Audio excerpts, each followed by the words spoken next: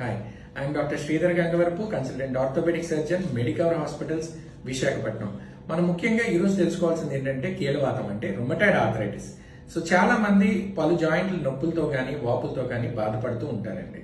So ముఖ్యంగా మోకాల నొప్పులు వాపులు ఉండడం వల్ల కానీ లేదా యాంకిల్ జాయింట్స్ కానీ మోచేతులు కానీ అలాగే మన భుజాలు కానీ ఆ చేతి వేళ్లు కానీ వీటిలో నొప్పి మరియు వాపుతో కూడుకున్నట్టయితే దాన్ని మనం ముఖ్యంగా కీలవాతం కింద పరిగణించాల్సి ఉంటుంది.